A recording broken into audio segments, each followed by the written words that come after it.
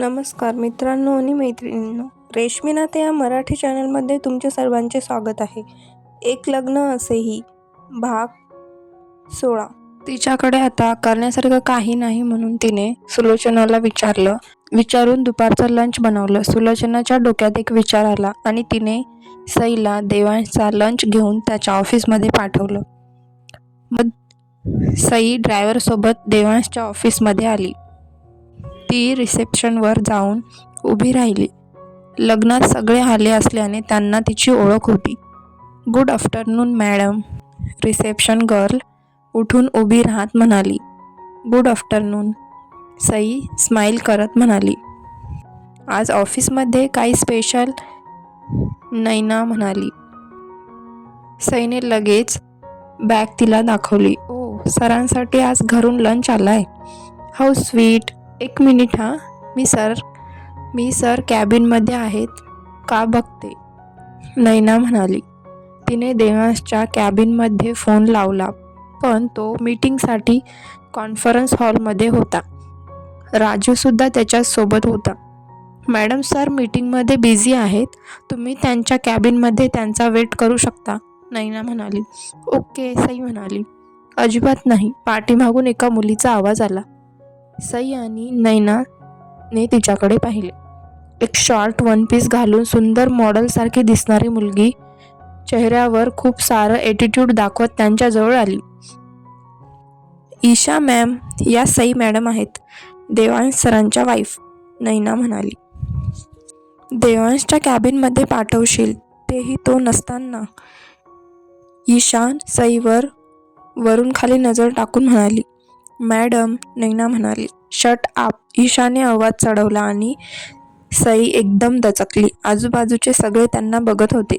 तू तुझं काम कर. असं कोणत्याही अनोळखी व्यक्तीला तू त्याच्या कॅबिनमध्ये पाठवणार? त्याच्या इम्पॉर्टंट फाईल, डॉक्युमेंट्स असतात. इकडे तिकडे गेले किंवा चोरी झाले तर? ईशा म्हणाली. ते ऐकून सईच्या डोळ्यात चटकन पाणी आलं. कुणी VIP नाहीये इथे, वेट करायला सांग त्यांना. ईशा नैनाला म्हणाली. मॅडम पण. नैना म्हणाली. तुला सांगितलं तेवढं कर. ईशा पुन्हा ओरडली. थांबते इथे, सई नाराज होत म्हणाली. देवांशची मीटिंग जवळपास 1-1.5 तास चालली. मीटिंग सुटल्यावर सगळे कॉन्फरन्स हॉलच्या बाहेर आले. त्यात राजू, देवांश सुद्धा होते. सिस्टर. राजूने समोर वेटिंग एरियामध्ये सोफ्यावर बसलेल्या सईला पाहून म्हणाला. देवांशने चमकून तिच्याकडे पाहिले. तिचे डोळे ओलसर दिसत होते. सिस्टर, तू इथे? राजू तिच्याजवळ जाऊन म्हणाला. तुमच्यासाठी लंच घेऊन आले होते. सई स्माईल करून म्हणाली. मग तू इथे का वेट करत आहेस? नैना. राजूने नैनावर कटाक्ष टाकला. सर, मी मॅडमला सरांच्या कॅबिनमध्ये बसायला सांगितलं होतं, पण ते ईशा मॅडम. नैना बोलता बोलता शांत झाली. काय ईशा मॅडम? राजू रागात म्हणाला. त्यांनी मॅडमला इथेच बसायला सांगितले. म्हणाल्या त्या कुणी VIP नाहीत. सरांच्या कॅबिनमधून काही चोरी झालं तर असा प्रकार त्यांना सांगितला. देवांश पाठीमागून सगळं ऐकत होता. त्याचं पूर्ण लक्ष सईवर होतं. सकाळी खुश असणारा तिचा चेहरा आता पडला होता आणि का कुणास ठाऊक त्याला आता खूपच राग येत होता. कॉल ईशा.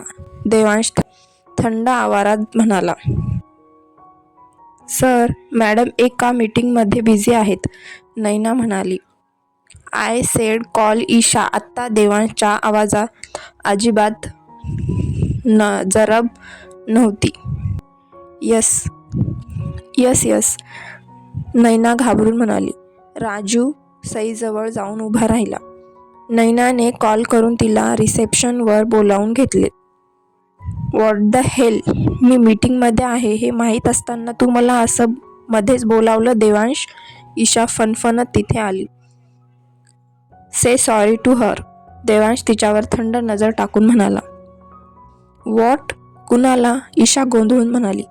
सईला. देवांश तिच्याकडे रोखून बघत म्हणाला. What nonsense? या साधारण मुलीला का सॉरी म्हणू? ईशा तोऱ्यात म्हणाली. साधारण नाहीये ती. She is my wife. She is. Sai. Devansh Sarpojdar. Devansh थंड पण तितक्याच धारदार शब्दात ईशाला म्हणाला. सगळे त्याच्या आजूबाजूला जमा झाले. त्याने सईला बायको म्हणल्यावर ईशा बरीच वरमली. लूक देवांश, तुझ्या कॅबिनमध्ये खूप इम्पॉर्टंट फाईल्स डॉक्युमेंट्स असतात. ईशा सगळ्यांना तिथे जमलेलं पाहून तिच्या वागण्याचं समर्थन करत होती की देवांश मध्येच म्हणाला, सो वॉट? वाईफ या शब्दाचा अर्थ कळतो तुला? बायको आहे ती माझी, बेटर हाफ. तिला या सरपोजदार एम्पायरमध्ये कुठेही येण्या जाण्याचा अधिकार आहे, देवांश म्हणाला. देवांश, मी तुझ्यासाठी म्हणले होते, ईशा डोळ्यात पाणी आणून म्हणाली. माझी काळजी तू नको करू, त्यासाठी मी आणि माझी बायको समर्थ आहोत. से सॉरी टू हर, देवांश कोरड्या आवाजात म्हणाला. देवांश तू? ईशा आश्चर्याने त्याच्याकडे बघत होती. तो रागात तिच्याकडे बघत होता. तिच्या डोळ्यात आता पाणी आलं होतं. ते बघून सईला कसं तरीच वाटलं.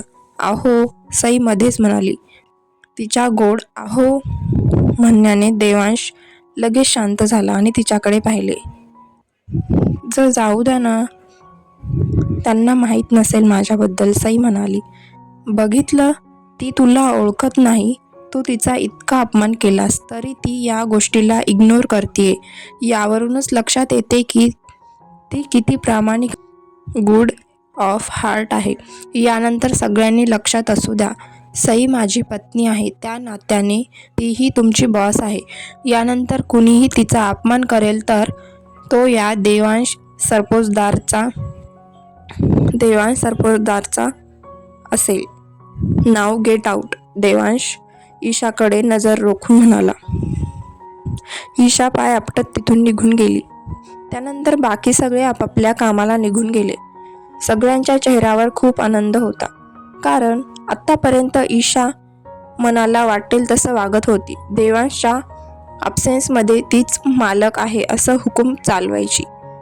सई कम, देवांश म्हणाला आणि व्हीलचेअरचं बटन प्रेस करून त्याच्या कॅबिनमध्ये गेला. कम सिस्टर, राजू खुश होत म्हणाला आणि तिला घेऊन देवांशच्या कॅबिनमध्ये गेला. सई आज पहिल्यांदाच ऑफिसमध्ये आली होती आणि हा प्रकार घडला याचं देवांशला खूप वाईट वाटत होतं. तो शांत खिडकीतून बाहेर पाहत होता. बॉस, सिस्टर लंच घेऊन आलीये, राजू म्हणाला. देवांशने तिच्याकडे पाहिले. प्लेन रेड साडी, कानात झुमके, क्लचर लावून मोकळे सोडलेले केस, हातात हिरवा चुडा, गळ्यात छोटेसे मंगळसूत्र, कपाळावर छोटीशी चॉकलेटी टिकली, डोळ्यात काजळ आणि हलकी पीच लिपस्टिक. साधी पण तितकी सुंदर दिसत होती ती. त्याचं असं रागीट रूप बघून बरीच घाबरली होती ती. देवांशने तिच्याकडे पाहून स्माईल केली तेव्हा तीही हलकी हसली. आज लंच घरून आलाय, वा, राजू म्हणाला. वाढू, सईन देवांशकडे बघून म्हणाली. त्याने हो मध्ये मान डोलावली. सिस्टर, तुम्ही दोघे लंच करा, मला जरा काम आलं आहे, राजू देवांशकडे बघून म्हणाला. आणि जेवण? सई प्रश्नार्थक चेहरा करून म्हणाली. मी थोड्या वेळाने जॉईन होईल, राजू म्हणाला. देवांशने कोणतं काम या आविर्भावात त्याच्याकडे पाहिले. एन्जॉय, राजू डोळे मिचकावत ओठातल्या ओठात म्हणाला. आणि देवांश त्याच्या ओठाच्या हालचालीवरून तो काय म्हणतोय ते समजून गेला. त्याने बारीक डोळे करून त्याच्याकडे पाहिले. राजू गालात हसला. केबिन बाहेर निघून गेला. तू नाही जेवणार, देवांश म्हणाला. हो, सईने तिच्यासाठी दुसरी प्लेट लावली. दोघेही शांत बसून जेवत होते. ती मध्ये मध्ये त्याच्याकडे पाहत होती. कदाचित तिला जेवण कसं झालं आहे हे विचारायचं होतं, पण हिंमत होत नव्हती. तो मात्र छान जेवण जेवत होता. आय एम सॉरी, सई मध्येच म्हणाली. फॉर वॉट, देवांश म्हणाला. मी तुम्हाला न सांगता आले ना, सई क्यूट फेस करून म्हणाली. तू इथे कधीही येऊ शकतेस, त्याच्यासाठी तुला परमिशनची गरज नाही आहे. तरीही तू मला एक फोन केला असता तर आज जे झालं ते झालं नसतं ना, देवांश हळूवार म्हणाला. सॉरी, माझ्याकडे तुमचा फोन नाही, सई म्हणाली. त्याने हात समोर केला. फोन दे तुझा, देवांश म्हणाला. सईने खाली नजर झुकावली. माझ्याकडे फोन नाही, सई म्हणाली. व्हॉट? तुमच्याकडे मोबाईल फोन नाही? देवांशने आश्चर्याने विचारले. तिने नाहीमध्ये मान डोलावली. नो प्रॉब्लेम, हे माझं कार्ड आहे. यावर राजू आणि माझा नंबर आहे. देवांशने टेबलवरून एक कार्ड तिला दिलं. तिने कार्ड बघून लगेच तिच्या पर्समध्ये टाकलं. दोघांचंही जेवण आटोपलं होतं. सई सर्व आवरून घरी जाण्याच्या तयारीत होती. सई, देवांशने तिला आवाज दिला. तिने मागे वळून पाहिले. संध्याकाळी डिनरमध्ये भेंडी आणि डाळ बनव, देवांश म्हणाला. त्याचं बोलणं ऐकून सई खूप खुश झाली. याचा अर्थ त्याला तिच्या हाताचं जेवण खूप आवडलं होतं. तिने हसत हो मध्ये मान डोलावली. तोही हसला. बाय, सई म्हणाली. बाय, देवांश म्हणाला. ऑफिस बाहेर तिच्यासाठी गाडी उभीच होती. राजू तिचाच वेट करत होता. ती चेहऱ्यावर स्माईल घेऊनच ऑफिस बाहेर पडली. लंच छान झाला ना? धम म्हणाला. हो, सई हसत म्हणाली. Good, God bless you.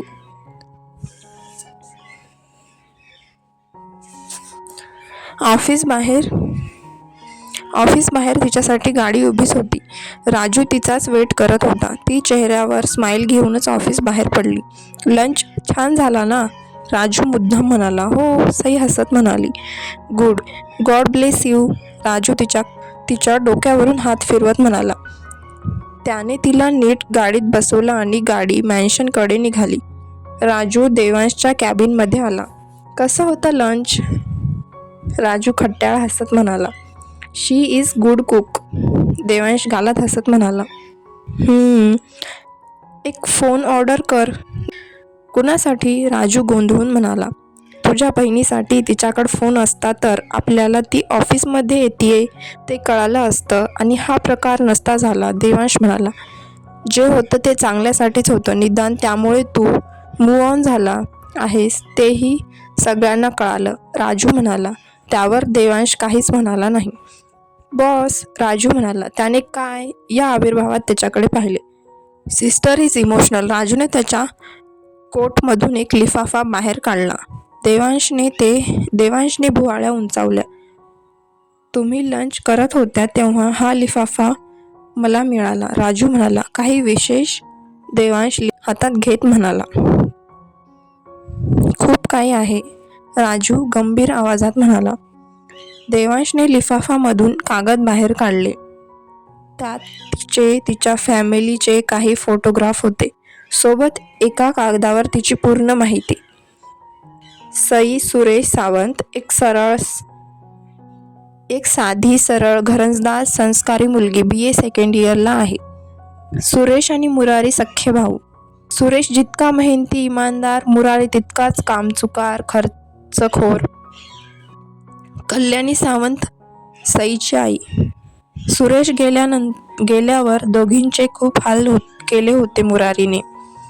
त्यांना नोकर म्हणून ठेवलं. या दरम्यान कल्याणी बिमार पडली. तिच्या उपचारासाठी घरून काहीच मदत न मिळाल्याने सईने कॅफेत जॉब करायला सुरुवात केली. त्यावरच तिने आत्तापर्यंतचं शिक्षण आणि तिच्या आईची मेडिसिन याचा खर्च भागवत होती. मुरारीच्या वागण्यामुळे त्यांचा मसाल्याचा बिझनेस बुडला. त्यांच्यावर खूप कर्ज झालं. त्यात सुलोचना सरपोतदार त्यांना भेटल्या. त्यांनी कर्ज माफ करण्याचं लालच देऊन त्यांच्या मुलीशी तुझं लग्न ठरवलं. त्यावर मुरारी लगेच तयार झाला. पण गंमत अशी झाली की तुला पाहिल्यानंतर त्याने आपल्या मुलीच्या जागी त्यांच्या पुतणीचं म्हणजे सईचं लग्न तुझ्याशी ठरवलं. त्यांची पुतणी आहे. आता प्रश्न हा की सई या लग्नाला तयार कशी झाली? तर तिची आजी राधाबाईने खूप मोठा गेम खेळला. लग्नानंतर तिला तिच्या आईच्या इलाजासाठी खूप पैसे मिळतील, त्यांचं सगळं कर्ज माफ होईल म्हणून तिला या लग्नाला उभं केलं. बिचारी सई आईच्या प्रेमाखातर या लग्नासाठी तयार झाली. हा सुरेश आणि कल्याणी, हा मुरारी आणि त्यांची बायको मालती, मुरारीची मुलगी गीता आणि हा मुलगा योगेश आणि ही तिनकट कारस्थान करणारी आजी राधाबाई. देवांशला फोटो दाखवत सगळ्या बद्दल त्यांच्या वागण्याबद्दल सांगितले. देवांशला कळाल्यानंतर समोर काय होईल पाहूया पुढील भागात. हा भाग कसा वाटला कमेंट करून नक्की सांगा आणि चॅनलला सबस्क्राईब करायला विसरू नका.